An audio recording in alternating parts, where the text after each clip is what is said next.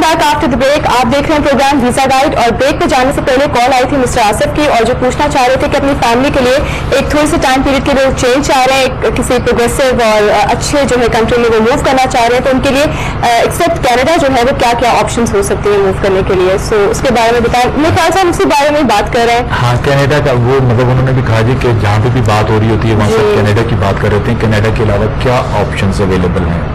तो कनाडा के अलावा ऑस्ट्रेलिया का ऑप्शन अवेलेबल है जिसमें प्रोसेसिंग टाइम कम भी है और डिफाइंड भी है। दो चीजें एक ये हो गई और उसके बाद कॉस्ट के लिहाज से भी फर्क है। लेकिन मेन जो चीज इसमें सारा काउंट करती है ना कि आया जो ले डाउन प्रोसीजर है आया उसमें काम हो रहा है या नहीं हो रहा है। ऑस्ट्रेलिया में हो रहा है फिलहाल, उसकी तरफ से कोई शिकायत नहीं है। इसके बाद आपका अल्लाह भला करे आप दूसरे मुल्कों में जब जाते हैं, न्यूजीलैंड है वहाँ पे हो सकता है, डेनमार्क में हो सकता है। जो इन्होंने अपनी और अपने मिसेस की क्वालिफिकेशंस बताई हैं मेरे हिसाब में, क्योंकि न्यूजीलैंड और ऑस्ट्रेलिया दोनों में से ऑस्ट्रेलिया में कदरे थोड़ा सा जो रूल्स हैं वो स्ट्रिक्टर हैं और न्यूजीलैंड में आसानी है निस्बतन थोड़ी सी। तो मुझे लग रहा है कि शायद ये इनके लिए ज़्यादा, वो तो असल तो मैं उनके डॉक्यूमेंट्स देख के ही कह सकता हूँ, लेकिन मुझे ये लग रहा है कि ये एलिजिबल हो जाएंगे न्यूजीलैंड की इमिग्रेशन। एक ऑप्शन ये हो गया। दूसरा ऑप्शन जो अब बात कर रहे हैं सिंगापुर की बात कर रहे हैं, सिंगापुर में भी काम कर सकते हैं, प्रोफेशनल्स के तौर पे जा सकते हैं। इसके बाद हम आगे सीरीज लेकर आ रहे हैं जिसमें हम लोग यूरोप के मुतल्लिक़ बात करने जा रहे हैं और यूरोप में दोनों तरह की इमिग्रेशन के लिए यानी बिजनेस इमिग्रेशन भी है और इसके अलावा मुख्तलिफ जो आपके प्रोफेशंस हैं जैसे डॉक्टर्स हैं, इंजीनियर्स हैं, टेक्नीशियंस हैं, इंटीरियर डिजाइनर्स भी हैं अगर, तो उनके लिए क्या तरीकाकार है वो तमाम तरीके भी हम निकाल के पूरी उसका एक रिपोर्ट बना के तो वो अपने नाज़रीन के साथ शेयर करेंगे उस पर। ठीक है जी। अभी हम बात कर रहे थे एंटरप्रेन्योर्स की और उसमें हम बात कर रहे थे कि ये एप्लीकेशन प्रोसेसिंग का जो क्या तरीकाकार है, 5 वीक्स में वो प्रोसेस हो जाती है।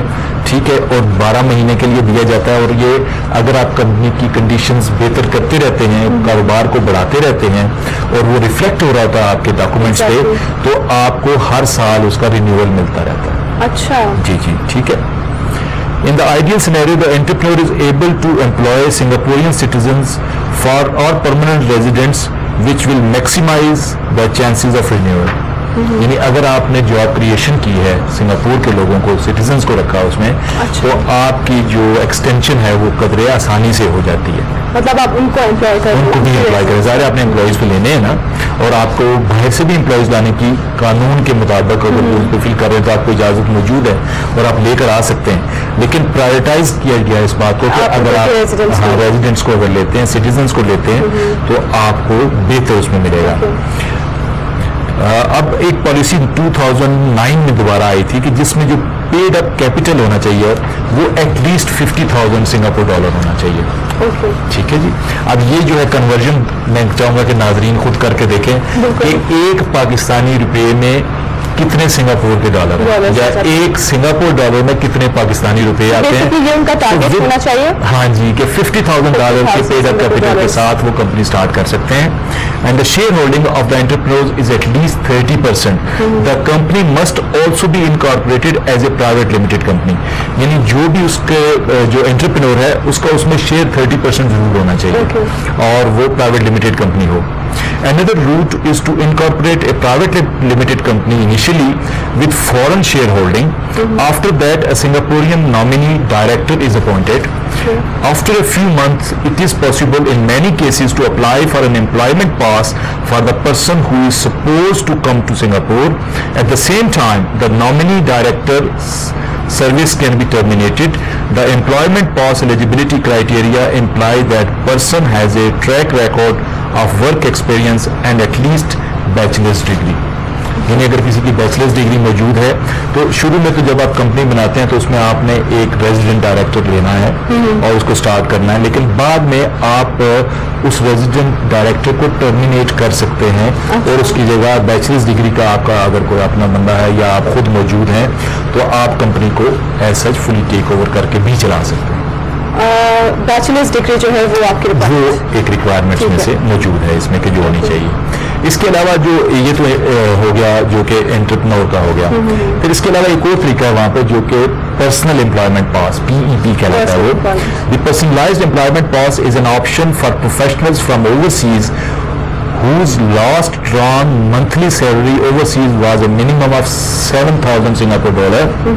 The PEP is issued for a 5-year term and enables the candidate to seek employment in Singapore without directly being tied to a specific employer. یعنی اگر آپ کی last job 7,000 Singapore dollar per month کی تھی تو آپ کو 5 سال کا پرسنلائزڈ امپلائمنٹ پاس مل سکتا ہے اور آپ جا کے وہاں پہ. اور یہ کسی کا ورک پرمٹ ایک نہیں ہے کہ آپ کسی کمپنی کے ساتھ ٹائی ہو جائیں گے اور آپ مختلف کمپنیز کے ساتھ ایز اے پروفیشنل کام کر سکتے ہیں. اچھا ایک ٹائم پہ آپ مختلف کمپنیز کے ساتھ کام کر سکتے ہیں. دس از اے پرسنلائزڈ پاس. تو یہ ایک اچھا آپشن ہے جو کہ یہ ان لوگوں کے لیے ہے کہ جو ورک پرمٹ پہ UK میں جا رہے تھے, ورک پرمٹ میں دوسری جگہوں پہ جا رہے تھے. یہ اتنا لیکریٹو اسٹائل اگر نہیں بھی ہے نا, لیکن some thing is better than nothing. اور وہاں سے آپ کے لنکس اور چینلز ادر کنٹریز کے ساتھ بن سکتے ہیں جس میں آپ فردر اپنے آپ کو ایکسل کر سکتے ہیں, کام کر سکتے ہیں اس پہ. جی یہ ہم نے آج ڈسکس کیا کہ اسٹوڈنٹ ویزا کو ڈسکس کیا, ہمارا وہی تھا فوکس, اس کو ہم نے ڈیٹیل میں ڈسکس کیا. اور اس کے بعد ہم نے تھوڑا سا بھی بیسکس کو ٹچ کیا بزنس ویزا میں کہ آپ نے کس طرح اپلائی کرنا ہے, کیا ریکوائرمنٹس ہیں, اور ایک دفعہ آپ وہاں پہ چلے جاتے ہیں تو آپ کے لیے کیا اپرچونیٹیز اور کیا اسکوپ ہے وہاں پہ. Thank you so much for being with us, اور that's all for now. I hope آپ نے آج کا پروگرام جو ہے انجوائے کیا ہوگا. سنگاپور سے ریلیٹڈ جو ہے ویزا پالیسی سے ریلیٹڈ آپ کے ایشوز اور آپ کی کنفیوژنس کانسیپٹس جو ہے کافی حد تک کلیئر ہو چکے ہوں گے. بٹ اسٹل اگر آپ ان سے کچھ پوچھنا چاہتے ہیں یا کچھ اپنا کوئی فیڈ بیک یا سجیشن دینا چاہتے ہیں تو ہمیں ای میل کیجیے @visaguide@kohinoor.tv, اور اس کے علاوہ آپ ہمیں ہمارے فیس بک پیج پہ میسج بھی ڈراپ کر سکتے ہیں. اور اسی کے ساتھ ہی ہمیں دیجیے اجازت, بیکاز پروگرام کا ٹائم جو ہے وہ ہو گیا ہے ختم. آپ سے ملاقات ہوگی انشاءاللہ نیکسٹ ویک. ٹل دین اللہ حافظ, کیپ واچنگ ویزا گائیڈ.